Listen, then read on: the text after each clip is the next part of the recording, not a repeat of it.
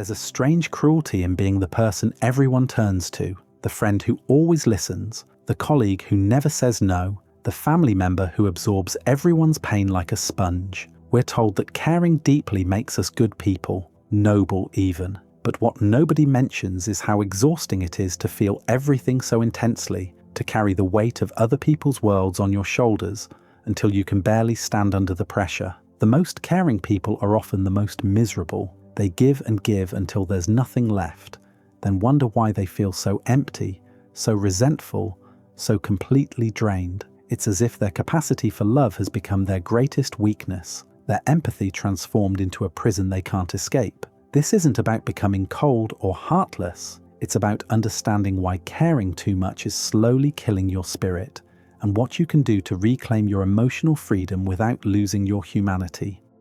The weight of other people's emotions becomes unbearable when you forget where you end and they begin. Every friend's breakup becomes your heartbreak. Every family member's anxiety becomes your sleepless night. Every colleague's stress becomes your churning stomach. You absorb their pain so completely that you start to believe it's your responsibility to fix it, to heal it, to somehow make it disappear. But here's what happens when you make yourself emotionally available to everyone all the time. You become a dumping ground for feelings that were never yours to carry. People start treating you like their personal therapist, their emotional support system, their go-to person for every crisis. And you say yes because saying no feels selfish, cruel, wrong. The Stoics understood something profound about this dynamic. They knew that while we can influence the world around us, we cannot control it. Marcus Aurelius wrote about the futility of trying to manage outcomes beyond our reach. But more importantly, he understood that our emotional well-being depends on this recognition. When you take responsibility for everyone else's feelings, you're essentially trying to control the uncontrollable. You're setting yourself up for exhaustion, frustration, and inevitable failure. This isn't about becoming indifferent. It's about recognizing that your emotional energy is finite, precious, and worthy of protection. When you give it away indiscriminately, you're left with nothing for yourself. No reserves for your own dreams, your own healing, your own growth. The Buddhist concept of detachment offers another layer of understanding. True compassion isn't about drowning in someone else's suffering, it's about seeing their pain clearly without becoming consumed by it. Like a skilled doctor who can treat a patient's wounds without taking on their agony, healthy empathy requires emotional boundaries. You can care deeply while maintaining your own center, your own peace. But perhaps the most insidious part of caring too much is how it feeds on itself. The more you give, the more others expect. The more you fix, the more problems seem to find you. You become trapped in a cycle where your identity depends on being needed, on being the one who saves everyone else. And slowly, without realizing it, you start to lose yourself in the process.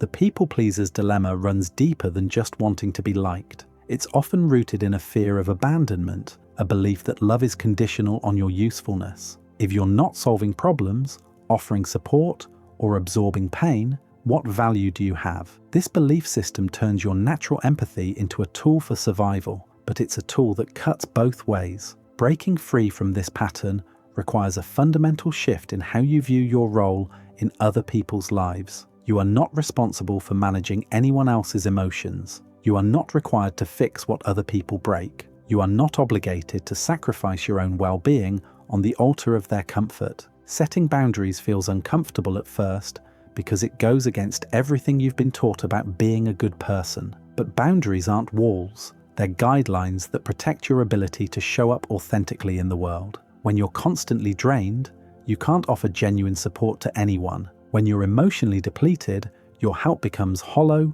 resentful, ineffective.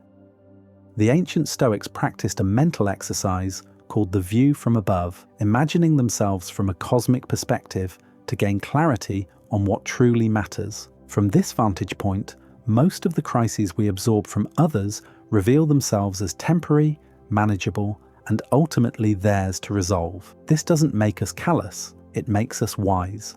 Learning to say no is an act of self-preservation, not selfishness. Every time you decline to take on someone else's emotional baggage, you're choosing to preserve your capacity for genuine connection. You're protecting your ability to care without losing yourself in the process. The strangest thing about establishing emotional boundaries is how it often improves your relationships rather than damaging them. When you stop enabling others' emotional dependency, they're forced to develop their own coping mechanisms. When you stop absorbing their pain, they learn to process it themselves. What felt like abandonment actually becomes empowerment. There's a difference between compassion and codependency, between support and enablement, between caring and carrying. True caring sometimes means stepping back and allowing others to find their own strength. It means trusting them enough to let them struggle, to let them grow, to let them discover their own resilience.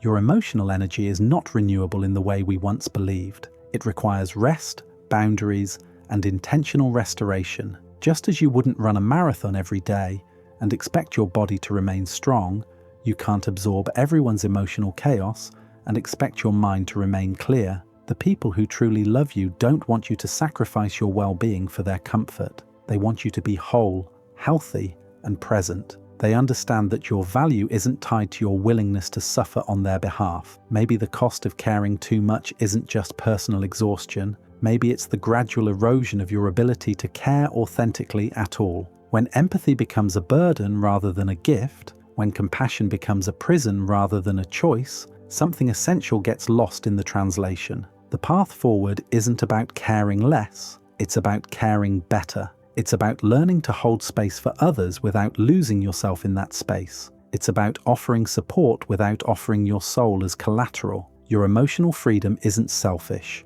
it's necessary, and perhaps that's the most radical act of all, choosing to protect your own heart so you can continue to love the world without being destroyed by it. What would your life look like if you cared as much about your own emotional well-being as you do about everyone else's?